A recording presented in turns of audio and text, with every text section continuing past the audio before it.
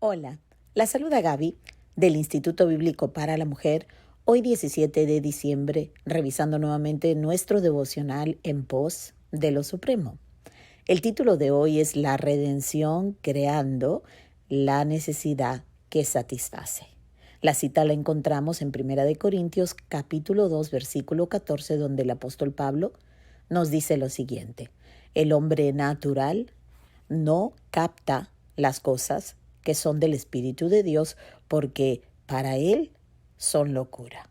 Oremos. Padre amado, te damos gracias que a pesar de que entendemos lo que es esta locura, de no poder ver la realidad de tu plan de redención, de no poder reconocer la realidad de que tu Hijo Cristo Jesús vino a redimirnos, a pagar nuestra deuda, y que en Él tenemos realmente el perdón de nuestros pecados y la restauración de la comunión hermosa contigo.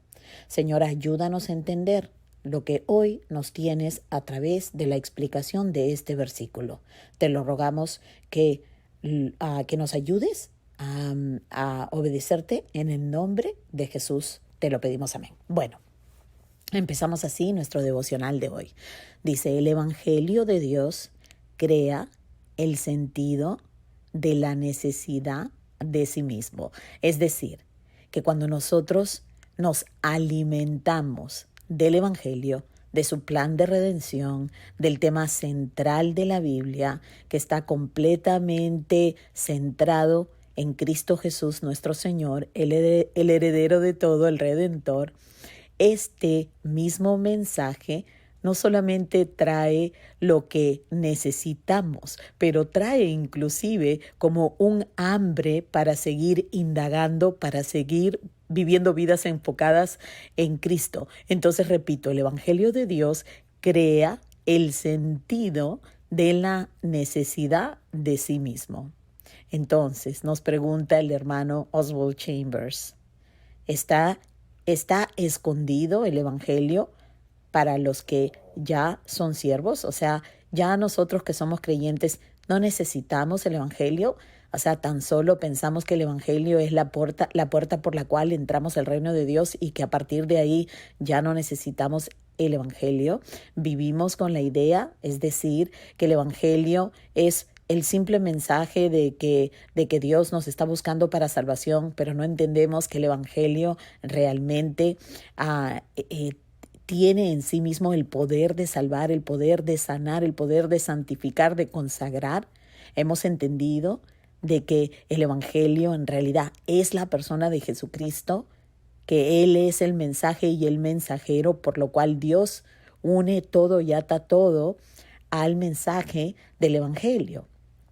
Ahora, Pablo no dice que el Evangelio esté encubierto para nosotros, ¿no? Más bien dice, porque si nuestro Evangelio está aún encubierto, entre los que se pierden está encubierto, ¿verdad? En los cuales el Dios de este mundo cegó los pensamientos de los incrédulos. Entonces, los incrédulos obviamente no van a entender el Evangelio ni van a entender la importancia del Evangelio. Pero nosotros, que somos creyentes, porque por gracia hemos recibido mediante la fe nuestra salvación, debemos entender que el Evangelio es el mensaje que necesitamos de principio a final, porque está centrado exclusivamente en el Hijo de Dios. Entonces, reconocemos que antes que Dios derramara su gracia salvífica sobre nosotros, no podíamos entenderlo, pero ahora necesitamos entenderlo, necesitamos estudiarlo y necesitamos vivirlo. Dice, la mayoría de seres humanos se consideran totalmente morales, ¿verdad? ¿Quién no dice, bueno, yo soy una persona buena, yo no necesito en realidad el Evangelio, ¿verdad? Entonces, no sienten tristemente la necesidad de lo que el Evangelio ofrece, que nuevamente es la segunda persona de la Trinidad, al Hijo de Dios y a Dios el Hijo. Es Dios quien crea más bien en el hombre el sentimiento de necesidad, pero tal sentimiento pasa totalmente inadvertido hasta que Dios se hace evidente. Entonces, nada podemos hacer hasta que Dios en su misericordia no revele a su Hijo Cristo Jesús. Mas, sin embargo, algo podemos hacer a partir de ese momento. Entonces Jesús dice aquí claramente, pedid y os será dado. Bueno, imagínense si tenemos esa oferta, pues cuánto más nos deberíamos pedir que podamos entender el Evangelio, crecer en el Evangelio y así ser uno con el Padre y con Jesús, tal cual Jesús lo pidió en Juan capítulo 17. Dice, Dios no puede dar hasta que le pedimos. Ahora, quiero parar acá para reiterar lo que siempre hablamos acerca del hecho de que el hermano Oswald Chambers nunca está retando la soberanía de Dios como diciendo que hay algo que Dios no pueda hacer. No, sino que Dios es un Dios de orden y Dios ha establecido cómo lo vamos a conocer y si es que lo vamos a conocer a través de su Hijo Cristo Jesús. Entonces, cuando habla de no poder, acuérdense, solamente está hablando de la exclusividad de Cristo para que un pecador pueda llegar a conocer al Señor. Entonces, normalmente cuando él usa ese término, no podemos confundir lo que está diciendo, ¿ok? Entonces, regresamos. Dios no puede dar hasta que le pedimos. No se trata de que quiera retener algo de nosotros, sino que este es el plan que que ha establecido, para el camino de la redención, ¿verdad? Dios optó por darnos un plan de redención, pero Él dio las pautas del cómo también. Entonces, solamente la persona arrepentida se siente indigna delante del Señor y pide con desesperación porque reconoce que nada puede hacer más que pecar separada de Dios. Entonces dice el hermano, al pedir nosotros, Dios pone en marcha su proceso creador, creando en nosotros algo que no existía antes de pedir. Ese pedir yo lo voy a poner equivalente al arrepentimiento, ese pedir que viene a través de que cuando un pecador, ¿verdad?, se da cuenta de quién es ante su Creador y en lugar de justificarse y estar huyendo de su responsabilidad, por fin puede pedirle perdón al Señor. Dice, la realidad interior de la redención es que actúa en un proceso de constante creación y no tan solo crea la vida de Dios en nosotros, la cual la palabra nos dice que es absolutamente inmediata, ¿no? La palabra nos dice que la obra perfecta de Cristo Jesús en la cruz, confirmada por su resurrección al tercer día, nos salva porque es un sacrificio perfecto que se hizo una vez y para siempre, nos dice el autor a la carta de los Hebreos, ¿verdad? Sin embargo, ese cambio, esa nueva vida que ya está en nosotros, Dios utiliza el Evangelio nuevamente para hacerla crecer, ¿no? Entonces, no solo eso, sino que dice aquí que también las cosas que pertenecen a esta vida nos han de llegar a través de la redención.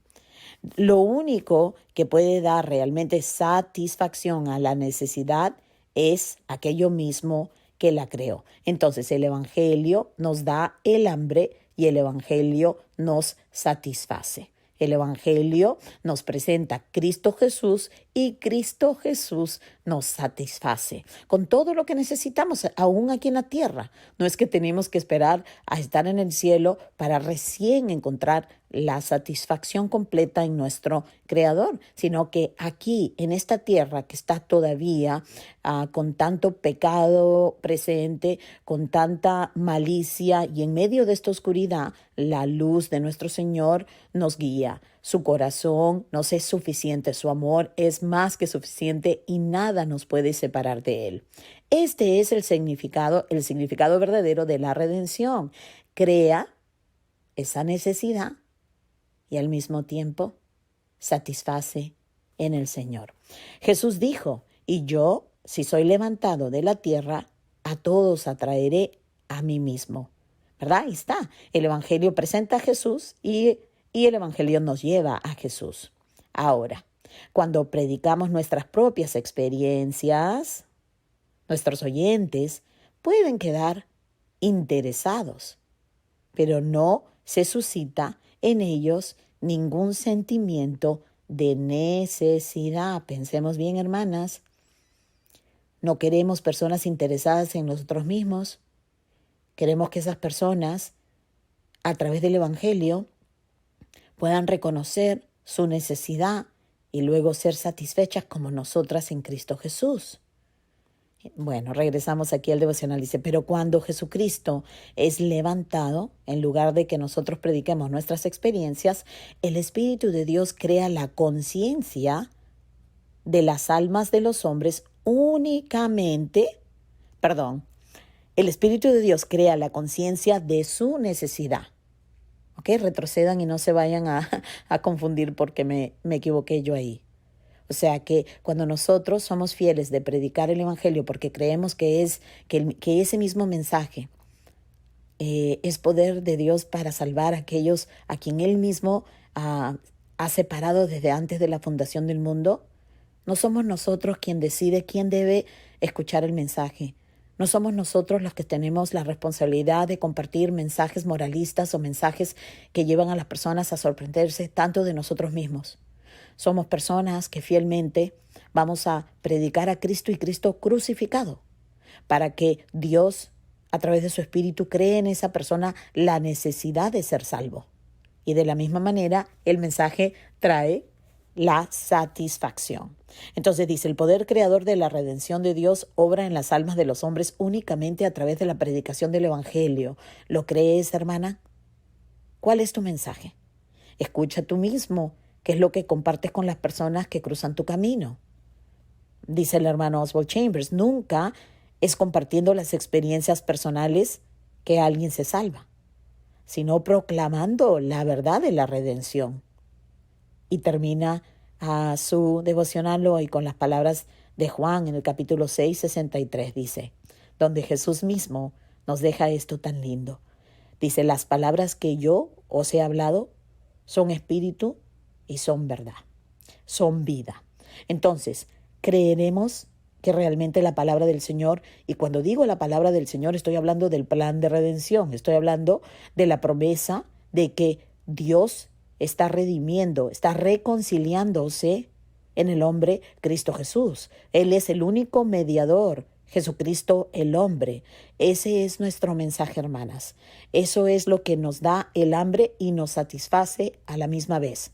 Cuando nos desviamos de este mensaje, cuando comenzamos a predicar mensajes moralistas, cuando empezamos a distraernos con otros mensajes, hermanas, realmente no nos hacemos un daño impresionante, porque ni se va revelando la necesidad, ni tampoco habrá satisfacción para nuestras almas. Así que obedezcamos al Señor, confiemos que su mensaje es el mensaje que necesitamos. Si no te sientes tan familiarizada con lo amplio que es el mensaje del plan de redención, te animo a que estudies con nosotros en el Instituto Bíblico para la Mujer y que tomes exactamente ese curso llamado Redención y verás cuánto entenderás de principio a fin que todo estaba centrado en el Redentor. Bueno, gracias por haber estado conmigo hoy. Que Dios te bendiga y espero compartir el devocional contigo mañana.